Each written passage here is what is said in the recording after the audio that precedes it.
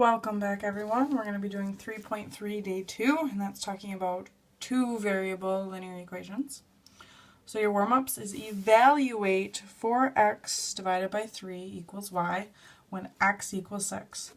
So if you don't remember how to do this, the first example is going to be very similar to this. So go ahead and pause the video or keep watching if you need some help, and then go back to the warm-up. So my first question is evaluate.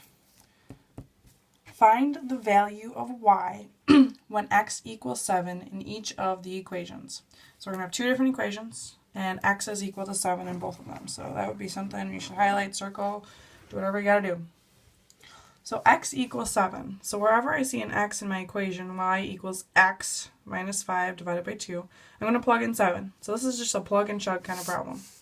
Okay, so I'm going to get 7, y equals 7 minus 5 divided by 2.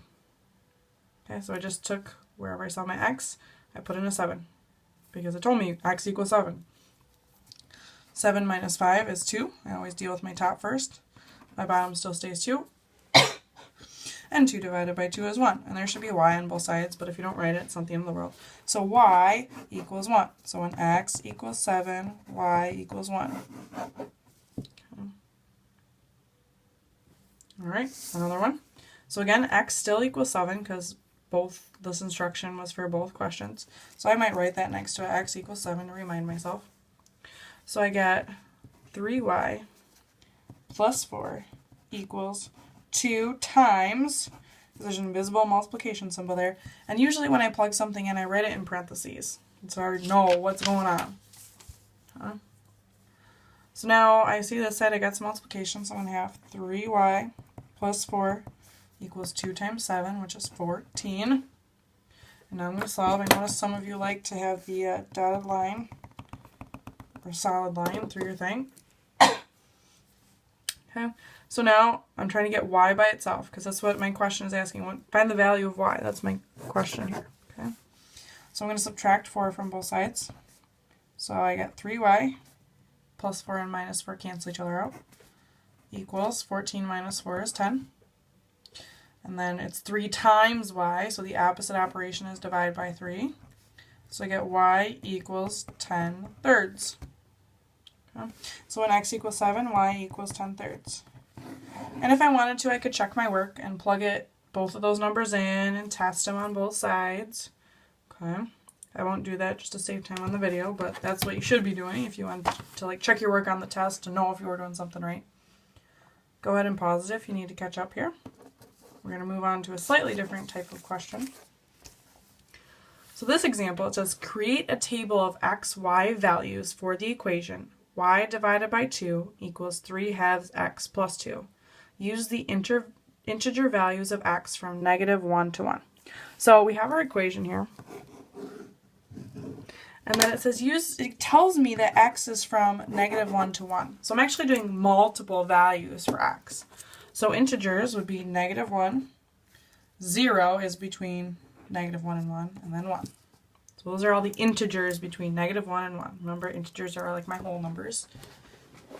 Okay. So I know I'm going to do this 3 different times. I'm going to plug in -1 for x, I'm going to plug in 0 for x, and I'm going to plug in 1 for x in separate equations. So I'll start with the first one. X equals -1. So I'm going to say y divided by 2 equals 3 halves times -1 plus 2. So I plugged in a -1 for x from this equation here. And now I'm going to solve for y so I can put it in my table. So I'm going to leave y divided by 2 on its own over here. 3 halves times -1 is just -3 halves plus 2. And now I need a common denominator because this is really over 1. And when I'm adding fractions, I need a common denominator. The common denominator would be 2, so I'm going to multiply top and bottom by 2.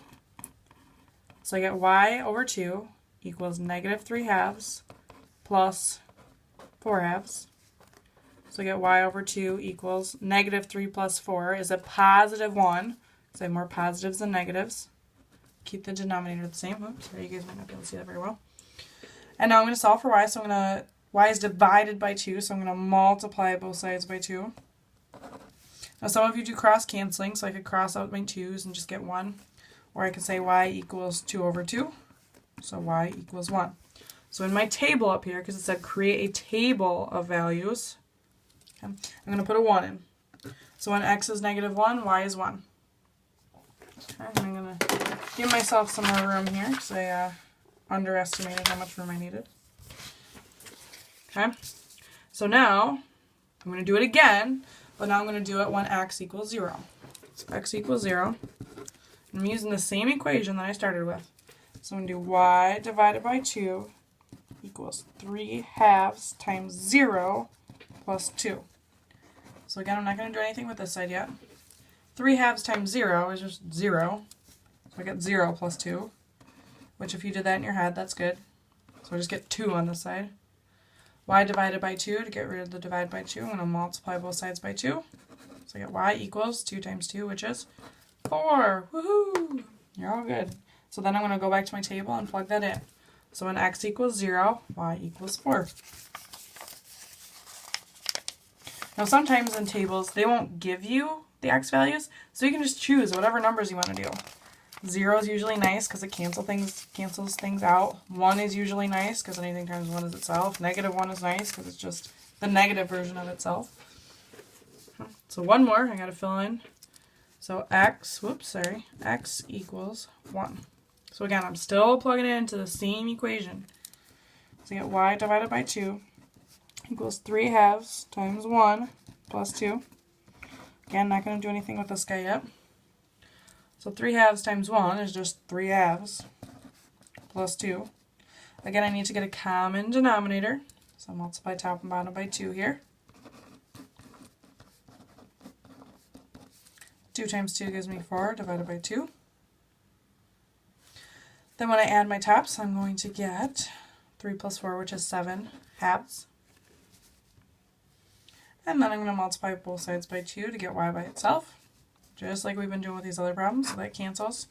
So I get y equals 7/2 times 2. So if you do your cross canceling, you cancel out the 2's and get 7. Or if you multiply straight across, that's 14 divided by 2, which 14 divided by 2 is 7. So I get y equals 7. So again, I'm going to go back to my table. When x equals 1, y equals 7. So I filled in the table. Okay? So it said create a table of x, y values. And that's what I did. This is my table. So this would be my final answer here. But I had to show my work the 3 times over in order to do it. Okay? So make sure you're showing that work there. Alright, we're going to do another one similar to it, but this time, instead of having all the x values filled in, we're going to have some y values filled in. So it says complete the table of values, and these are x, y values in this case, for the equation 8y equals 5x minus 4. So this time we have 2 x values and 1 y value. So I'm still going to take it one at a time. These two go together, these two go together, these two go together, once I fill them in. So let's start with x equals 2. I'm going to find out what y is. So I have 8y equals 5 times 2 minus 4. So if I saw an x, I'm going to put it in 2. So 8y is just going to hang tight there for a second. Remember PEMDAS, we do whatever's in the parentheses first if there's something to actually do. 2 minus 4 gives me -2. Okay, because there's more negatives than positives. I'm taking more away than what I have. And then 5 times -2 is -10. Divide both sides by 8 to get y by itself. And then I see this fraction. I always reduce fractions. And so 2 goes into both of them. So I can divide top and bottom by 2. So that's going to give me -5/4. And it is perfectly okay to get a fraction in these answers. There's no qualms about that. So when x equals 2, y is -5/4. Now if you notice I have this one, this table left to right, and then the other problem I had it top to bottom. It doesn't matter which direction it goes. Whatever one works better for you. Okay. So I did that one. So now I'm going to go to my next column. And now this one I see that y is equal to 0 here. So a little different than what we just did, but not impossible. Still doable. So instead of replacing x, I'm going to replace y. So I'm going to have 8 times 0 equals 5 times x minus 4. 8 times 0 is just 0. And then here I'm going to distribute. So 5 times x is 5x. 5 times 4 is -20. Now I'm going to solve for x. This is a typical one you guys have seen before. Again, if you like your dotted line or solid line, you can do that. I forgot to do that in my last one, I'm sorry. So plus 20, plus 20. So I get 20 equals 5x. This is 5 times x, so I'm going to divide both sides by 5. So I get x equals 4. Because 20 divided by 5 is 4. So when y is 0, x is 4. So I'm going to put that back up in my table here. Okay. And the last one here. This one gives me that x is equal to 6. So I get 8y equals 5 times 6 minus 4. Sorry, this is a 5. I don't know why it was written so funny. Okay, so again, I'm going to, 8y is just coming along for the ride because I can't do anything on that left side yet. Oh, sorry if you like your parentheses there, or your line there. And then 5, I'm going to do what's inside my parentheses first, which is 2.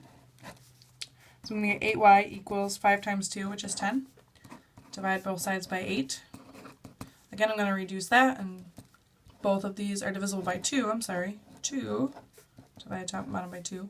So I get 5/4. Okay? So when y is 6, I'm sorry, when x is 6, I get y is 5/4. Okay, so I filled in that table with x and y values, depending on what they gave me.